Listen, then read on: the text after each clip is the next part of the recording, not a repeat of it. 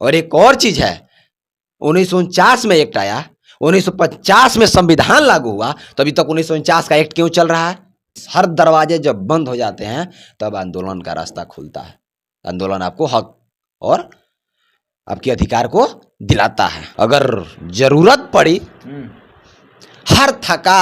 हार गए, थक गए, गिड़गिड़ा के मांग के अगर नहीं सरकार सुनती है तो फिर बुद्ध को मानते हैं तो अशोक को भी मानते हैं, तो अशोक में एक और चैप्टर आता है, एक और चैप्टर अशोक में आता है।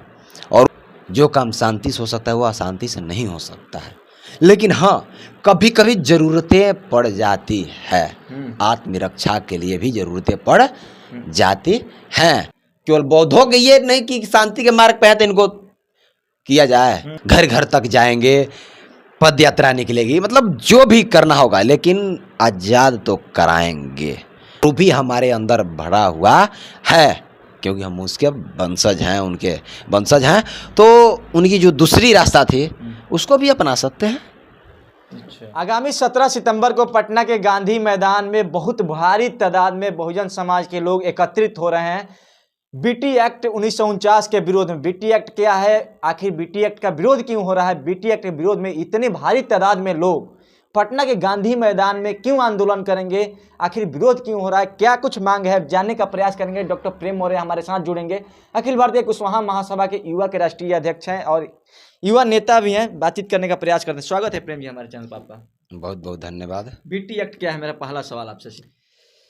देखिए, जो बीटी एक्ट 1949 जो है वो 1949 में एक जो हमारे बिहार के बोधगया में अंतर्राष्ट्रीय धार्मिक स्थल है जो बोधगया, जहाँ पर हमारे देश भारत के ही नहीं बल्कि विश्व के जो तथागत बुद्ध, सम्राट अशोक, मतलब तथागत बुद्ध को जो मानने वाले लोग हैं, जो लगभग 60 से 65 कंट्री में हैं, ऐसे तो हर कंट्री में, लेकिन एक मात्रा अधिकतर मानने वाले जो लोग हैं 57 कंट्री जो है बौद्धिस्ट है।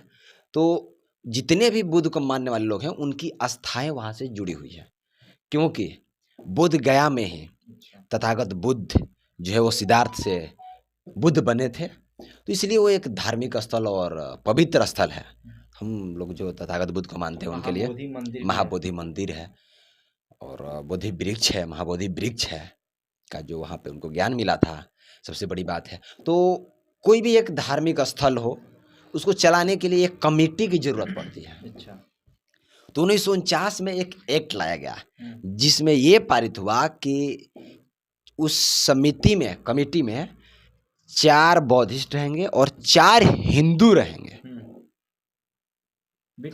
बीटी एक्ट में पारित किया गया कि वहाँ पे जो कमेटी बनेगी क्योंकि सरकार के अधीन रहेगी, तो उसमें 4 बौद्धिस्ट रहेंगे और 4 हिंदू रहेंगे। उसी के खिलाफ में हमारी जो मांग है, उसी के खिलाफ में हम लोग 17 सितंबर को पटना के गांधी मैदान में लगभग 5 लाख पूरे देश के जितने भी बौद्धिस्ट बुद्ध को मानने वाले लोग हैं 5 सितंबर को एकत्रित होंगे और शांति रूप से हम लोग आंदोलन करने का काम करेंगे। क्योंकि इससे पहले भी बहुत सारी आंदोलन हो चुकी है, शांति मार्च हो चुका है, सुप्रीम कोर्ट में, हाई कोर्ट में, हर जगह फाइल हो चुका है, लेकिन वो पेंडिंग में चला जाता है क्योंकि राजनीतिक हाई कोर्ट में भी हम लोग आवेदन दिया, सुप्रीम कोर्ट में भी है, सुप्रीम कोर्ट में भी है, क्योंकि सरकार जिसकी लाठी उसकी भैंस, इसलिए हम लोग को न्याय नहीं मिल रहा है। इसलिए एक आंदोलन ही बचा है रास्ता, क्योंकि हर दरवाजे जब बंद हो जाते हैं तब आंदोलन का रास्ता खुलता है। आंदोलन आपको हक और आपके अधिकार को दिलाता है। तो इसलिए हम लोग तथागत बुद्ध को मानने वाले लोग हैं। तो शांति रैली कई बार हुआ, फिर से 17 सितंबर को शांति रैली है, क्योंकि बुद्ध का जो था शांति का संदेश जो था वो पूरे विश्व में प्रख्यात हुआ। तो इसी को लेकर हम लोग की मांग है कि वहाँ पे जो कमेटी है उस कमेटी में बौद्धों का है, तो जो बुद्ध को मानने वाले लोग हैं, जो तथागत बुद्ध के हैं, जो बौद्धिस्ट हैं, लोग मेंबर रहे। अरे हिंदू से क्या दिक्कत है? 4 हिंदू अगर मेंबर बन देखिए- जाते हैं आपकी प्रबंधन समिति में तो क्या दिक्कत आ गई? क्या आप लोग का जो काम है वो नहीं हो पाता है, जो ट्रस्ट का काम है वो सही ढंग से नहीं हो पाता है? देखिए क्या है इसमें प्रावधान क्या है, वहाँ के जो डीएम रहेंगे वो चेयरमैन रहेंगे। अच्छा, किसी भी जाति किसी भी जाति किसी भी धर्म के हों, हम्म, किसी भी धर्म के हों, जाति तो आ ही नहीं रहा है, किसी भी धर्म के हों, ठीक। तो किसी भी धर्म के हों तो वो हिंदू होंगे डीएम। 4 हिंदू, संख्या कितना हो गया? 5। 4 बौद्धिस्ट। तो बौद्धों के हित के लिए जो भी योजनाएं बनाई जाएंगे, जो भी कार्य होगा उसका विकास के लिए, कैसे विकास होगा? बहुमत पारित नहीं होगा। कोई भी नियम नया लाना होगा, कोई भी विकास कार्य करना होगा, वो पारित ही नहीं होगा। और यही होता आ रहा है। और एक और चीज है, 1949 में एक्ट आया, 1950 में संविधान लागू हुआ, तो अभी तक 1949 का एक्ट क्यों चल रहा है? संविधान आने से पहले एक्ट तैयार हुआ तो फिर सरकार के अधीन चलता है। तो सरकार के अधीन जो तो संविधान में लिखा है उसके अनुसार चलना चाहिए ना। तो संविधान में तो है कि कोई भी धार्मिक स्थल हो, आपको प्रचार प्रसार करने का, आपको कमेटी बना के चलाने का आपको अधिकार है अपने धर्म के। तो हमारे धर्म का है तो उसमें कोई और का कैसे रहेगा? ये केवल बोधि मंदिर है, बोधि मंदिर के लिए ही ऐसी प्रबंधन समिति की व्यवस्था है। आखिर जो हिंदुओं का मंदिर है, जो सिखों का मंदिर है, जो अन्य जो धर्मों का मंदिर, उसमें क्यों नहीं व्यवस्था कर? हमारी एक मांग है, 4 बौद्ध भी रहेंगे, 4 अन्य धर्मों के लोग, यही तो हमारी मांगे हैं कि जो मस्जिद है वहां पे मुसलमान है, जो मंदिर है वहां पे हिंदू है, और उसमें हिंदुओं कौन है आप सारे लोग परिचित होंगे कि हिंदुओं में सारे हिंदू हैं, जो मानते हैं कि हम हिंदू हैं उनको रखा जाता है। किसको रखा जाता है आप जानते होंगे, ठीक। चर्च है, जो चर्च को मानने वाले लोग हैं उनको हैं, ईसाई मानने वाले हैं। जो गुरुद्वारा है, जो सिख के हैं वो रहते हैं कमेटी के मेंबर वगैरह, सारा कुछ सब रहते हैं। तो ये बौद्धों का जो विरासत है हमारी जगह पे दूसरा क्यों रहेगा? अगर रहेगा तो सरकार ये भी पारित करे, हमारी मांग है सरकार ये भी पारित करे, जितने भी मस्जिद है, जितने भी मंदिर हैं, बद्रीनाथ हो, अयोध्या हो, जो भी हो, हर जगह हमारी बौद्धों को भी रखा जाए, आधा आधा रखा जाए। और वहां पे जो मुख्य होगा वो डीएम होगा, वहां पे नियम पारित किया जाए। केवल बौद्धों के ये नहीं कि शांति के मार्ग पे है तो इनको किया जाए।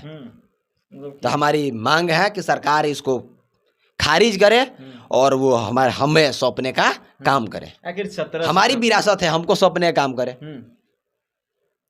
क्योंकि विरासत आपको सौंपा जाए। हाँ, हमको सौंपा जाए, हमसे हड़पा गया वो हमको सौंपा जाए। प्रबंधन समिति से हिंदुओं को हटाया जाए, जो 4। बिल्कुल ये हटना भी चाहिए भाई। कोई भी सपोर्ट करेगा। हम आपके मंदिर में जाके बनता है, को बौद्ध है बनता है, कोई बनता है नहीं है। मुस्लिम जो है, मुस्लिम तो हमें बातें नहीं आ रहा है क्योंकि मुस्लिम तो हम है नहीं। हाँ, चेयरमैन जो मुसलमान वहाँ पे डीएम जाता है वो रहता है, तो उस पर भी हमारी मांग है भाई, वहाँ पे मंदिर में भी रखा जाए कि जो चेयरमैन होंगे वो इस चीज को, उससे क्या है कि कोई भी विकासशील आ रहा है, आप देखते हैं कि वो क्या है, अंतर्राष्ट्रीय है। बोध गया बिल्कुल यहाँ के प्रधानमंत्री विदेश जाते हैं तो बहुत कहीं ना, अरे भाई वहाँ पे कई देशों ने पैसा दे के वहाँ पे अपनी धर्मशाला बनाया है, अपनी बौद्ध विहार बनाया है, ताकि हमारे लोग वहाँ से आएँ, ठहरें, वो उनकी आस्थाएं कि हमारा नाम भी यहाँ पे योगदान है, ठीक। कई देशों के यहाँ पे लोग जो है उनकी आस्थाएं जुड़ी हुई है। क्या लगता है सरकार आप लोग की बातों को सुन पाएगी? क्योंकि आप लोग शांति के मार्ग अपनाने वाले लोग हैं, गौतम बुद्ध को मानने वाले लोग हैं, और बुद्ध का संदेश जो है शांति का संदेश जाना जाता है पूरे विश्व में। हम जितने भी जो शांति कर देता है ना, वो अशांति नहीं करता है, समझ गए हैं? बुद्ध को क्यों माना जाता है पूरे देशों में? शांति थे, शांति के मार्ग पे थे, इसलिए पूरे विश्व में विख्यात हुए हैं। जो काम शांति से हो सकता है वो अशांति से नहीं हो सकता है। लेकिन हाँ, कभी कभी जरूरतें पड़ जाती है, आत्मरक्षा के लिए भी जरूरतें पड़ जाती हैं। इसलिए हम लोग शांति का मार्ग अपनाए हुए हैं, क्योंकि शांति में विश्वास रखते हैं, संविधान में विश्वास रखते हैं, उसके मानने वाले लोग हैं, सबसे ज़्यादा उसके रक्षक हम लोग हैं। तो इसलिए हम लोग कहती है, और अब पूरे देश के और ख़ास तौर के हम कुशवाहा जाति से हैं और कुशवाहा महासभा के राष्ट्रीय अध्यक्ष हैं युवा के, अखिल भारतीय कुशवाहा महासभा। तो मैं तमाम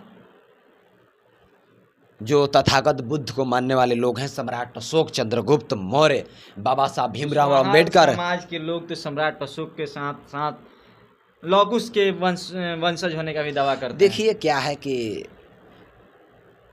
कुछ इतिहास जो है मिलता जुलता इस तरह से बना दिया गया है, जो एक जाति व्यवस्था उस समय, अगर सम्राट अशोक तथागत बुद्ध को देखिएगा तो कोई जाति व्यवस्था तो थी नहीं उनके काल में, ठीक। वो सर्वजन के लोग थे, ज्योतिबा फुले, सावित्रीबाई फुले, ठीक। तो कुशवाहा कम्युनिटी है जो जाति है जो जाएगी नहीं, ठीक, ये तो मानना पड़ेगा। लेकिन बौद्ध में अगर आ गए तो आपको जाति कोई अहम नहीं रखता है, ठीक। हम लोग शुरू से ही जो है तथागत बुद्ध हुए, सम्राट अशोक हुए, ज्योतिबा फुले, सावित्रीबाई फुले हुए, जगदेव बाबू हुए, जगदीश मास्टर हुए, इन्होंने जमात की लड़ाई लड़ी है, तमाम गरीब दलित पिछड़ों वंचितों की लड़ाई लड़ा, जैसे भीमराव अम्बेडकर हुए। मैं तमाम ललाई सिंह यादव पेरियार को मानने वाले जो लोग हैं उन लोगों से मैं अपील करना चाहता हूं कि आप सभी लोग अपने हक अधिकार की लड़ाई में शांति से अपने हक अधिकार को लेने के लिए आप लोग 17 सितंबर को पटना के गांधी मैदान में ज़रूर पहुँचिए। और मैं सरकार से भी निवेदन करना चाहता हूँ, केंद्र सरकार और बिहार सरकार के खास तौर पे निवेदन करना चाहता हूँ, राज्यपाल महोदय से निवेदन करना चाहता हूँ, और सरकार में भी जो लोग हैं वो तथागत बुद्ध और सम्राट अशोक को अपना वंशज आराध्य मानते हैं और उनका वंशज खुद को बताते हैं, उन लोगों से भी मैं अपील करना चाहता हूं कि आप भी इस हमारी लड़ाई में, इस हक अधिकार की जो मांग है उसमें हमारा साथ दें और सरकार पे अपनी दबाव बनाने का प्रयास करें। चलिए, बीटी एक्ट के विरोध में आप लोग आंदोलन कर रहे हैं 17 सितंबर को, अगर सरकार नहीं सुनती है, नहीं हटता है बीटी एक्ट, पहले जैसा था वैसे ही व्यवस्था बनाई रखी गई, तो आप लोग कहाँ तक जाएंगे, क्या करेंगे, आप लोग के पास रास्ता कौन सा बचेगा?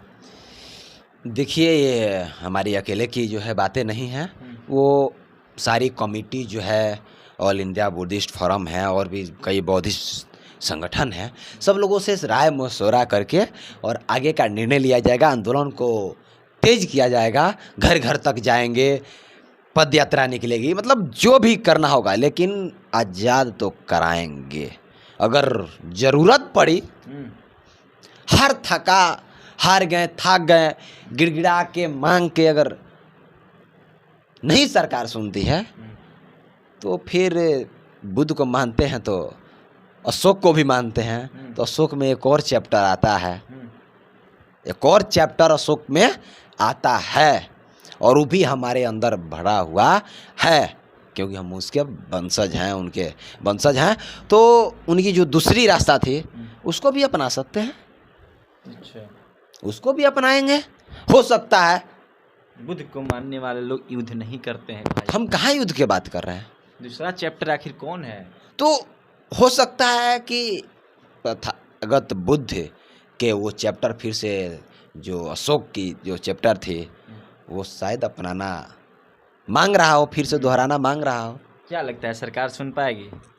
बिल्कुल सुनेगी, हमको तो विश्वास है कि सरकार सुनेगी, क्योंकि सरकार जो है, नीतीश सरकार जो है, ये न्याय की सरकार कही जाती है, न्याय मिलता है और सबसे बड़ा संविधान हमारा है, संविधान के हिसाब से लड़ाई लड़ेंगे तो मिलेगी। जन आंदोलन के आगे कोई टिकता नहीं है, जन आंदोलन के आगे कोई टिकता नहीं है, और जो सत्य है, सत्य परेशान हो सकता है, पराजित नहीं होगा। चलिए, देखिए, बीटी एक्ट के विरोध में 17 सितंबर को पटना के गांधी मैदान में एक जोरदार आंदोलन होने जा रहा है। बीटी एक्ट के बारे में प्रेम मौर्य ने बताया कि बीटी एक्ट क्या है, जिस प्रकार से एक प्रबंधन समिति बनाएगी महाबोधि मंदिर के देख रेख के लिए, प्रबंधन के लिए, तो उस समिति में 4 हिंदुओं को जगह दिया गया और 4 जो बौद्ध हैं उनको जगह दिया गया, और जो उसका चेयरमैन होता है, वहाँ का जो लोकल जिला अधिकारी होते हैं उस जिले के, उनको रखा गया, चाहे वो किसी भी धर्म के हों।